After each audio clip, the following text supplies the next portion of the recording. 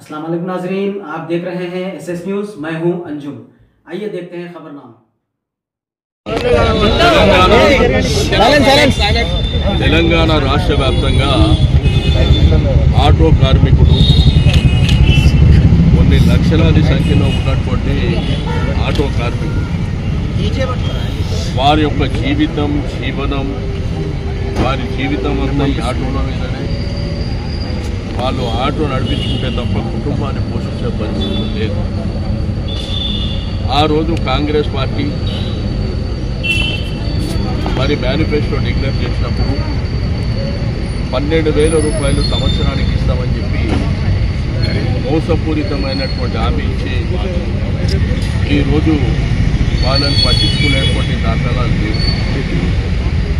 ఇప్పటికే free bus అని చెప్పి పెట్టిన తర్వాత మహిళలకు వీరి యొక్క ఆటోలో ఎక్కాలంటే వాళ్ళకు ఒకప్పుడు 700-800 రూపాయలు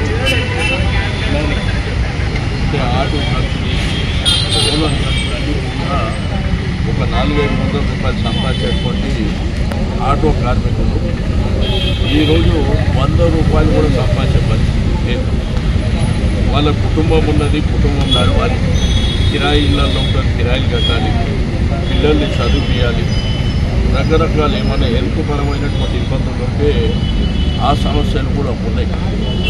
ఆ రోజు మోసపూరితమైనటువంటి హామీని ఈ ప్రభుత్వం వచ్చి 23 మాసాలేదు. అంటే పోయిన సంవత్సరానికి ఈ సంవత్సరానికి బాకీ 24,000 రూపాయలు. అంటే ప్రతి సంవత్సరం 12,000 ఇస్తాను, ఇప్పుడు 12,000 కలుపుకుంటే 24,000. రెండోది, వీళ్ళు గ్యాస్ నూనె పెట్రోల్ బండ్లు నడుపుతున్నారు. డీజిల్ బండ్లు గ్రామాలలో తిరిగేటువంటి బండ్లు కూడా హైదరాబాద్ ఎక్కడైనా పట్టించుకునే పరిస్థితులు లేవు. రెండోది, వాళ్ళ ఆటో స్టాండ్ ఎక్కడన్నా వాళ్ళ ఆటోలు ఒక ప్రాంతంలో పెట్టుకోవాలంటే ఒక స్టాండ్ ఉండాలి.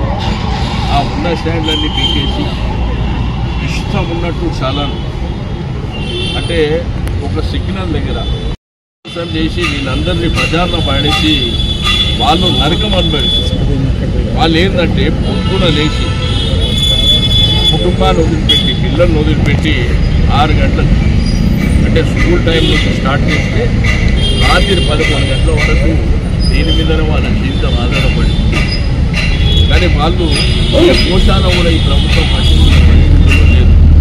నీకు శాతం కానప్పుడు ఎందుకు హామీ ఇచ్చి ఓట్లు దండుకొని ఈరోజు మోసం చేసేటువంటి సాంప్రదాయాన్ని మాట్లాడితే స్వాతంత్రం వచ్చినప్పటి నుంచి 140 సంవత్సరాల చరిత్ర ఉందని చెప్పుకునేటువంటి కాంగ్రెస్ పార్టీకి నిన్ను ఎవడు హామీ ఇవ్వమంది? వాళ్ళు ఏమైనా అడిగిందా? మీ దగ్గర కూర్చిందా? మీరే మీ అంతలో మీరు హామీలు ఇచ్చారు, ఓట్లు దండుకున్నారు, అందలానికి ఎక్కారు. కానీ ఇప్పుడు వాళ్ళ సాధక బాధకాలు చూడదా? మరి వారి యొక్క కుటుంబం ముసురు మీకు ఉంటుందా? ఇవన్నీ తప్పకుండా మీరు దిగే వచ్చే వరకు మేము పోరాటం చేస్తాం.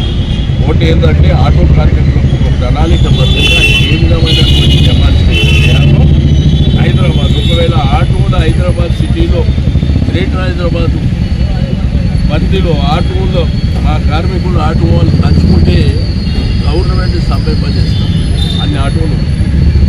కానీ వాళ్ళకు ఇంకా ప్రభుత్వం నుంచి ఒక ఆటో ఇప్పించింది కూడా లేదు. మీరు చెప్పినటువంటి 12,000 ఈ సంవత్సరానికి కలిపి 24,000 రూపాయలు వాళ్ళ అకౌంట్లో జమ చేయాలి. లేకపోతే తీవ్రమైనటువంటి పరిణామాలు వస్తాయని చెప్పి ఈ ప్రభుత్వాన్ని హెచ్చరిక చేస్తారు.